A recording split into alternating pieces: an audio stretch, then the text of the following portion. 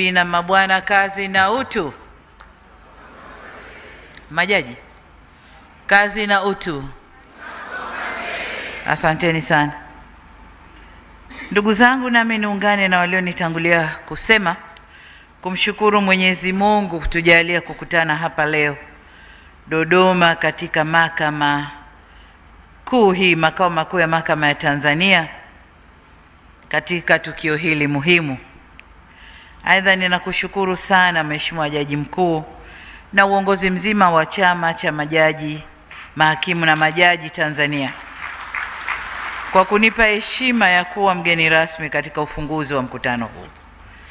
Nimeambiwa mkutano huu ni wa siku mbili, nilikuwa nachungulia ratiba, nimeona yatakayotokea leo, ya kesho sijayaona, lakini najua yote ni mema, ni kujichuja, ni kutafakari, ni kujitathmini na kupanga mipango ya mbele katika kazi zenu.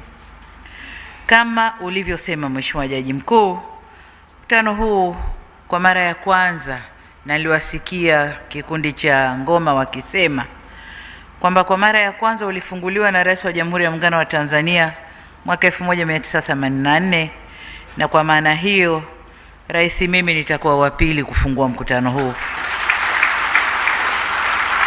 Ni heshima kubwa kwangu. Nawashukuru sana kwa heshima hii kubwa mlionipa.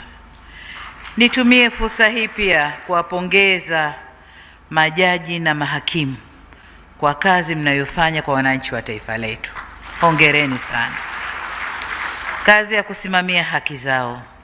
Ninatambua kuwa majukumu yenu ni mazito na yanahitaji weledi, uadilifu, umakini, busara, uvumilivu na ujasiri pia wa kusimamia haki bila woga wala upendeleo. Na hapa napenda ninukuu maneno ya baba wa taifa hayati Mwalimu Julius Nyerere aliyoyasema wakati akifungua mkutano ule wa mwaka 84, na nukuu: kazi ya uhakimu ni ngumu na inahitaji uadilifu mkubwa, na kwamba si kila mtu anaweza kuifanya kwa ufanisi bila kuwa makini, bila upendeleo na bila rushwa, kwa sababu haki lazima itendeke bila uchoyo na upendeleo. Hayo ndiyo maneno ya Mwalimu wakati ule ambayo mpaka leo bado yana uzito wake. Ni maneno mazito ambayo yanaishi mpaka leo. Mheshimiwa Jaji Mkuu, majaji na mahakimu, mtakubaliana nami kwamba hakuna taifa linaloweza kuwa na maendeleo endelevu na ustawi wa watu wake bila usimamizi mzuri wa haki.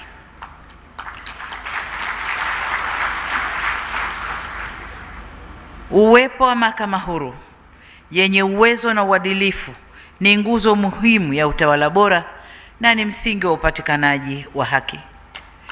Serikali itaendelea kuulinda na kuheshimu uhuru huu wa mahakama, ila nitoe rai kwenu Mheshimiwa Jaji Mkuu, waheshimiwa majaji na waheshimiwa mahakimu kuwa uhuru huu hauna budi kwenda sambamba na uwajibikaji, uadilifu, nidhamu, utii wa sheria na uzalendo kwa taifa lenu. Lazima hayo yaendane na uhuru wa mahakama. Watanzania wana matumaini makubwa sana na ninyi, na wangependa kuona mahakama inayosimamia haki kwa uwazi na kwa kuzingatia misingi ya kikatiba, sheria, lakini vile vile utu. Uko mahabusu huko, kuna mtu anafungwa kwa kesi ya kubambikiwa tu. Sasa engineering gani imepita mahakamani mpaka mtu akaenda jela kwa kesi ya kubambikiwa? Akitoka na sasa, mimi sikuwa na kesi, nilibambikiwa tu, lakini nimekaa, nimetoka. Sasa wewe uliyepeleka ukamnyima mtu uhuru wake, kenda ukamfanya afungiwe kule, jipime una jukumu gani katika hilo. Lakini vile vile natiwa moyo na studies zinazofanywa kila baada ya muda kwamba imani ya Watanzania kwa mahakama zao imeongezeka sana. Kwa hiyo hili nalo linatutia moyo kwamba mahakama zetu zinafanya kazi inayoridhisha. Kwa kutambua hilo, serikali ya awamu ya 6 imeendelea kuchukua hatua mbalimbali za kuimarisha mahakama, ikiwemo kuboresha miundombinu.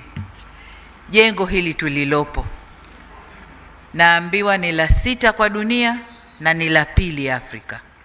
Ni kazi ya serikali na ni yale mazingira mazuri ya utendaji kazi ambayo Jaji Mkuu ameyazungumza hapa.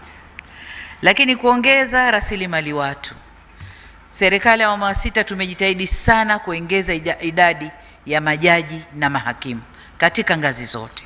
Tumejitahidi sana. Tumejitahidi kuboresha maslahi ya watumishi. Tumejitahidi sana. Na nataka niwaibie siri hapa. Napata barua za kuboresha maombi na maslahi. Naambiwa kama walivyo majaji, na sisi tunataka tuwe hivi. Kwa hiyo wakati wewe unalia pete yako uliovaa sio nzuri, mwenzio analia hana hata kidole cha kuvalia hiyo pete, hata pete mbaya hana.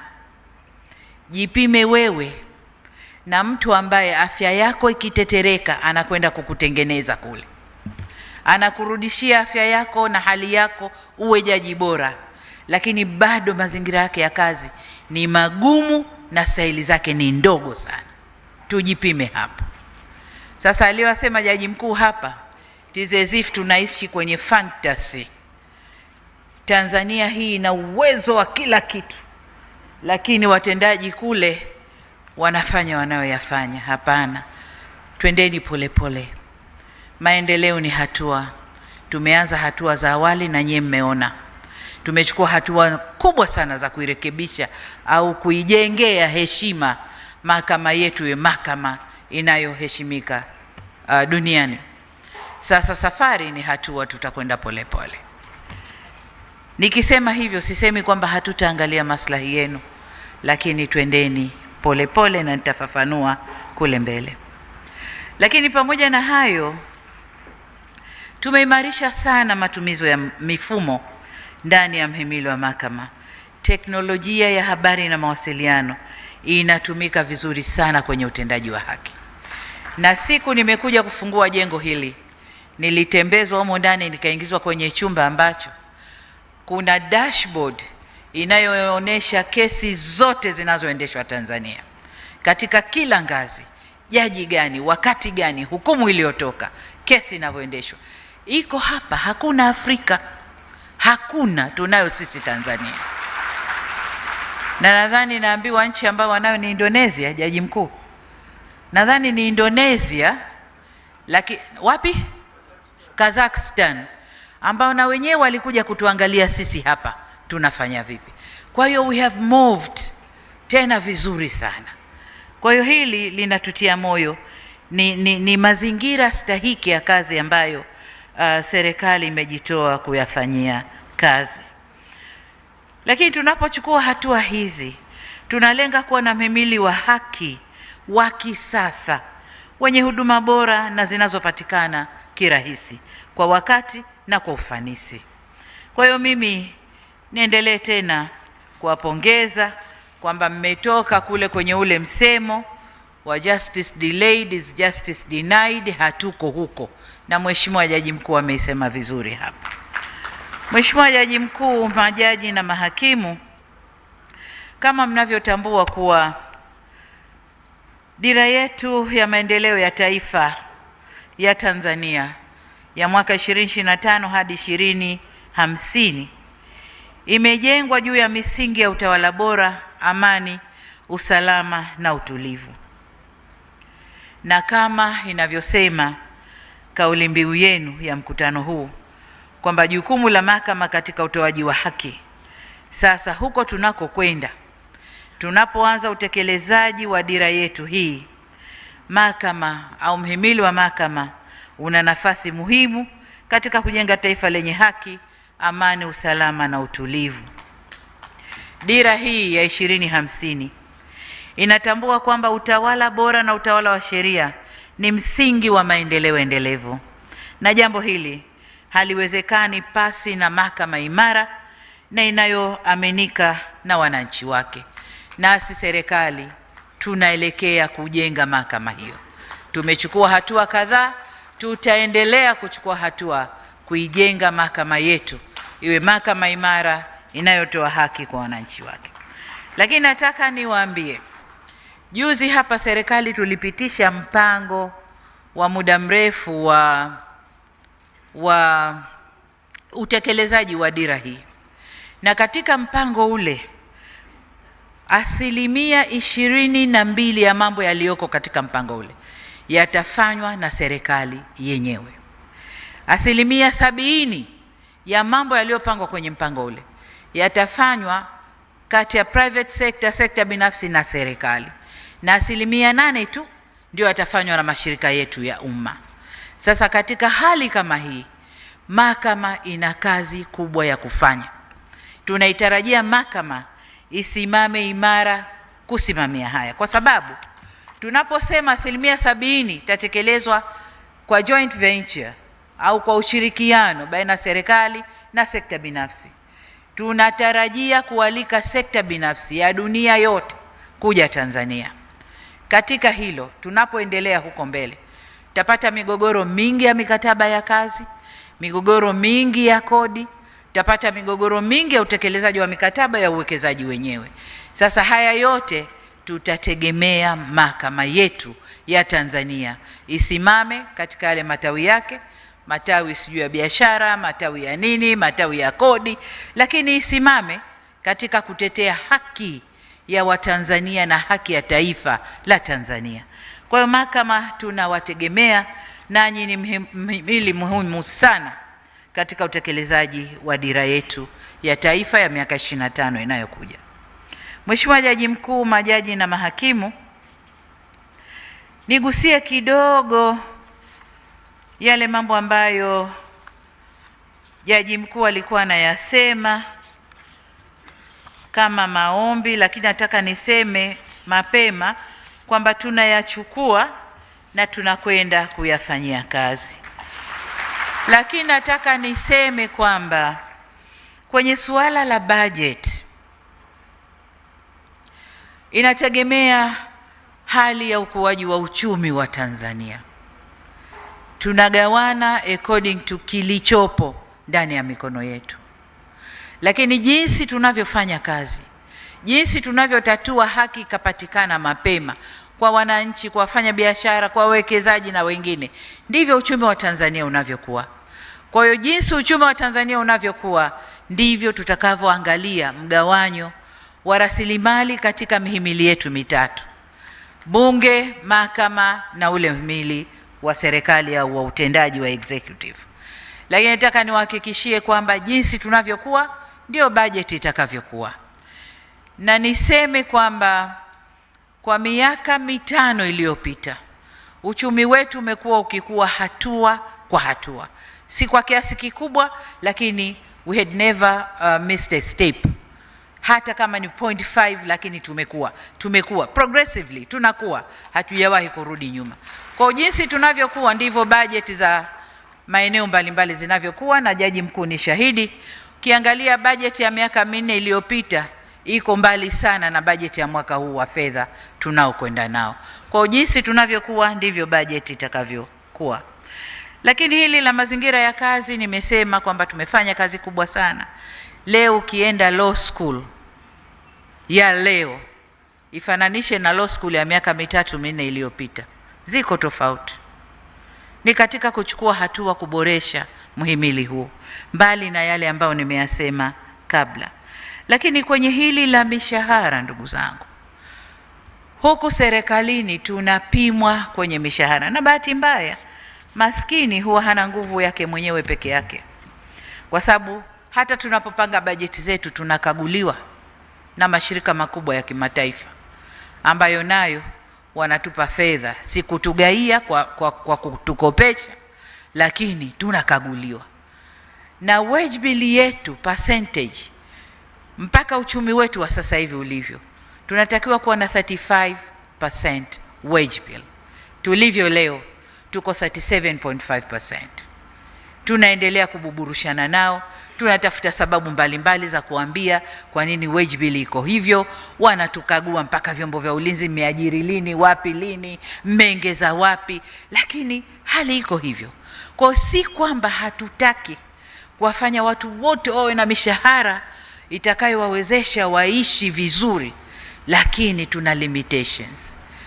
Lakini nataka niseme kwamba tumejitahidi sana. Kwa kichache tunachokipata tunaongeza mishahara kwa mihimili yote mitatu, tunaongeza mishahara. Kwa jinsi uchumi utakavyokuwa, ndugu zangu, ndivyo tutakavyoongeza stahiki na mishahara yetu. Mimi pia nataka majaji mkinipita pale, mnipite katika magari ambayo niseme jaji namba 4 kanipita. Lakini uhuru na ni uwezo ukiruhusu tutafika huko. Lakini kama uwezo haujaruhusu, twendeni polepole kwa hali ambayo nchi yetu inayo.